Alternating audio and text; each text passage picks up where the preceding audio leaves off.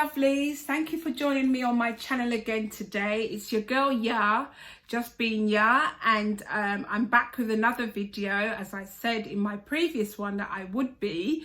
If you're new to my channel, thank you for joining me. Please check out my other videos, and if you think that this is content that you would like, I would appreciate a thumbs up. Share with your loved ones, your enemies, your husbands, wives, etc. And also please click the notification bell. That will tell you when I upload more videos. So today I am going to discuss my bariatric sleeve weight loss surgery procedure with you today. As I mentioned in a previous video where I updated you about the reason why I've not been on YouTube forever, this is one of the reasons why I had not been filming and I hadn't made a lot of changes, and this is one of them. So today I'm going to discuss with you the actual procedure, what I went through, and yeah, just stay tuned as usual. Get yourself a nice drink, biscuits, snacks. Let's just do this video and yeah, let's go for it. So why did I decide to do weight loss surgery? Well, it's pretty obvious. Needed to lose weight. I've always been a big girl from when I was a teenager. My mum's a big woman. My dad is quite stocky. We are from like quite a large family. I've love good food like anyone else. Love the sweetity things of life, you know, the puddings, etc, etc. And yeah, just life in general just catches up with you. I've had children, I've been married, so I've been content eating, I've eaten out, you name it, I've done it. And just over the years, the weight has just piled on. I think to be honest also, 2020 kicked in, and for a lot of us during lockdown, that was just another layer of weight gain. And come the summer, I literally just had enough. I was suffering really badly with my knees, quite painfully. They were inflamed. When I would walk, obviously I'd be breathless, and generally I was just not in a healthy state. Point is, you must do your homework, guys. Like, it's surgery, it's not a walk in the park. It's intrusive, it's life-changing, and you know, you've really got to also decide mentally whether this is the right course of action for you. It's not something that you can like one day just decide, you know what, I'm gonna go and get my stomach you know, cut into two. It's not that type of procedure. So honestly, I would say look into yourself very, very deeply and analyze and think and research whether you think this procedure is for you. Because now I'm like 6 weeks post-op, and I can tell you, and I do plan to do another video about after the surgery, but obviously today this is about the surgery. But that's one point I just want to emphasize before we go any further in the video, is that look deep into yourself, do your research, and then decide. So I'd done all that, and I contacted the hospital. Obviously I had my close friend who guided me, and prior to going out, 10 to 14 days before you go out for the procedure, you have to go on what they call a liquid diet. So it means no solid food, everything has to be drinkable, low sugar, low carbs. They said the reason for that is that the liver, which is on top of your stomach, which I didn't know, I thought the liver was somewhere down your pelvic. So you learn something new every day. But basically the liver, if you're overweight, is very fatty and very enlarged, and you need to be on the liquid diet to enable the liver to shrink down a little bit and some of the fat to, you know, come away. So that's number one. That's even before you embark on the procedure. So I did the liquid diet for 2 weeks, and then obviously then it was time for me to fly out to Turkey and do the procedure. Now you might be wondering, why didn't I do it in England? And merely because of the cost. It's about triple the amount to do the surgery in the UK. And also it's very long-winded. They want you to go on a diet. They want you to do marathons. They want you to do the most. And when you're overweight and you want a solution and you've really thought about it, man ain't got no time to be doing no marathon and to be eating leaves for the next 6 months before even the NHS decide whether you're even eligible or not. So that's the reason I went out to Turkey, and it was cheaper. So on the 4th of August, I flew out to Turkey. I paid for a package, and this package included them picking me up from the airport. The hospital is called Hisar Hospital. It's actually in the Arab quarter of Istanbul. So for anyone who does or doesn't know, Istanbul is kind of split into two. So they have the European side where you land at the airport, and then they drive you across the bridge to the more Arab side of Istanbul where the hospital was. I got there pretty late at night.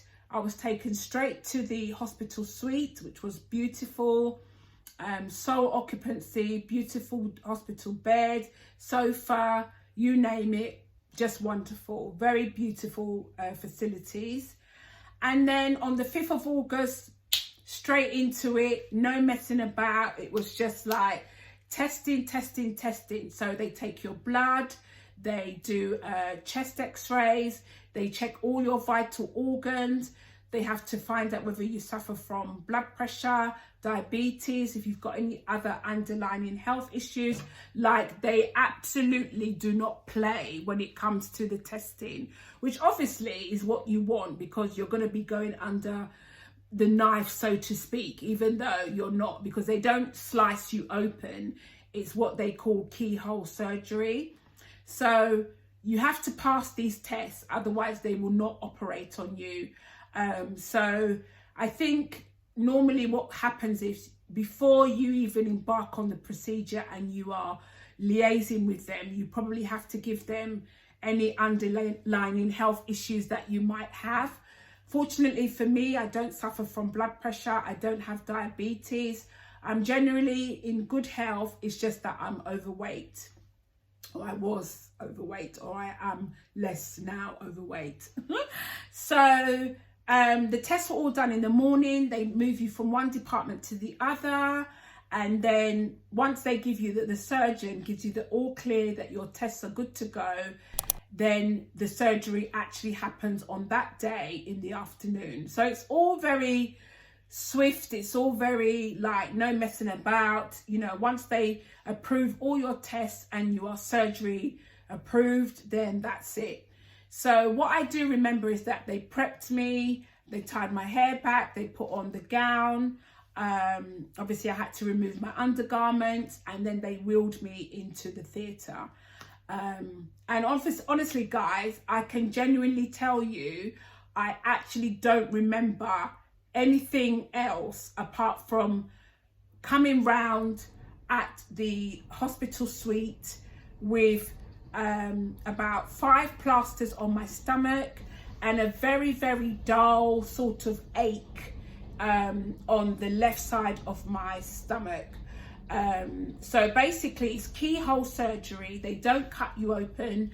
They do everything via laparoscopy, or I can never say the word, but it's a laparoscopy procedure. I'm sure that's not the word, but it's keyhole basically. So they make 5 incisions and they put the tubes in, and they do everything on the screen. Very, in my own experience, it was so pain-free. Like, when I came round, all I literally had was a very, very kind of medium aches, medium to a little bit strong sore feeling. And that was where they actually pull out the part of the stomach that they cut. The bit that they cut away, they pull it out through that hole, and they take away 70% of your stomach. So you're actually left with 30% of your stomach left, which some people say is about the size of a small banana. Some people say it's the size of a small potato. Some people say it's the size of an egg. It's small. You're left with literally hardly any stomach. and they have to pull the 70% away through the hole. So it was really only that side of my stomach that actually hurt.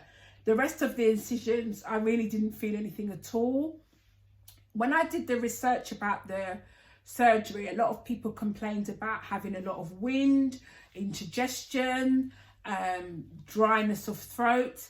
My personal experience, I had none of that.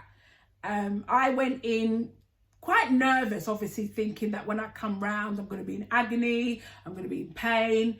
They put you on painkiller drips. They infuse you with loads of fluids. So when I actually did come round, I was more drowsy and kind of out of it more than I was in pain. So yeah, that was it, guys. Literally, they went in, they cut away 70% of my stomach, took me back to my hospital suite. I came round, I wasn't in agony. They put me on painkiller drip, infused drips. They inject you to stop your blood from clotting, and you wear pressure socks. So that was literally day one of the surgery. Day two, they cut the actual surgeon comes in, bless him, lovely man. Doesn't speak a lot of English, but he's able to communicate with you. He asks you how you're feeling. You tell him how you're feeling. If you've got any concerns, if you're worried, you don't understand, you ask him everything and he explains. He tells you, you know, if the procedure went well or didn't go well, if there were any hiccups. In my case, it went fantastically well. There was, you know, no complications, you know, nothing untoward. He said it went 100% well. And yeah, that was really it. So day two, they really encourage you to walk. That is one thing they really, really encourage you to do, because the thing with the larger incision is that you feel very kind of bowled over. So you need to be able to kind of get yourself straightened up. Otherwise, they say it prolongs your recovery. So they get you walking. And for those people that have had the surgery where maybe they've had a lot of wind or indigestion, I walked up and down the corridor a few times, walked around the room. But remember, you're quite raw. You're still kind of groggy from the anesthesia. So obviously you're not going to be sprinting around the place. It is really gradual. So during the night was a little bit uncomfortable because obviously you can't sleep on your stomach. I'm a stomach sleeper, and you can barely sleep on your side. So that for me was the only downside of the procedures, that I had to sleep on my back. And I felt that was more uncomfortable than the actual procedure, to be honest. So I did have a bit of a restless night. However, the painkillers they give you are amazing, and they actually allow you to get some amount of sleep. So on a scale of 1 to 10, I would say the pain after surgery, for me, it was probably like a 3. And I wouldn't even call it pain. I would just call it like just feeling really, really a little bit sore and a little bit uncomfortable. Day 3, recovery starts to really pick up, especially if you're doing the walking. They still give you the painkillers. They still inject you with the blood clotting medicine. And then you're allowed to like drink. Even I think from day 2, if I can remember, I was allowed to drink water, apple juice, clear fluids. So yeah, I think 24 hours after the procedure, you're not allowed to drink a thing. So your throat and everything is absolutely parched, like you're so thirsty. But having said that, it's not like when they give you the water, then you can start like really gushing it back. No, you remember your stomach is now like this. And obviously after the surgery, everything needs to like change. So you can only sit, and you are not, it's such a weird feeling, but you can actually feel everything going down. It's just like the weirdest feeling. Like you literally feel every drop just kind of meandering its way down, down your intestines into your stomach. So yeah, it's just, I mean, all I can say is I have no regrets. I would say post-surgery, I am facing quite a lot of challenges, but I'm going to highlight those in my next video. But in terms of the actual procedure, I'm glad I did my homework. I'm glad I was mentally prepared to do it. I'm glad my friend did it before me, because that was amazing, because she obviously gave me the heads up on all that I would be going through. You just really have to do your homework, and you really have to actually make a conscious decision that this is something that you want to do. It's not short term. This is life changing, guys. And it's also non-reversible. So when they cut away your stomach, they then staple the remainder part of your stomach, so you're just left with that portion. And it's not something that they can go back and open up the staples and, you know, give you back part of your stomach. It is non-reversible. So I am emphasizing that a lot. But that was my experience. It was very pleasant. The hospital is amazing. The staff, although they don't, a lot of them speak a lot of English, Google Translation is there for that. They have interpreters, and they're just a lovely set of people. Hospital was super, super clean, super, super modern. Like, I just can't fault the facilities, the procedure, everything about what I went through was just, you know, on point. So feel free to leave your comments below. If you've had the procedure yourself, let me know how it went, where you had it, how did you feel, all the pros and cons of it. And, you know, because we're all here to learn, we're all here to educate ourselves. Please like this video if it's something that you feel like you would enjoy, or you've enjoyed. And I will be doing so many more videos about this procedure, plus my teeth, plus my skin surgery. So please stay tuned, loads more to come. Thank you for your time today. Like, share, comment, subscribe, hit the notification bell that will tell you when I've uploaded another one. Stay safe. If you've got any questions, leave them on the comments below. Stay safe, stay blessed. Peace out.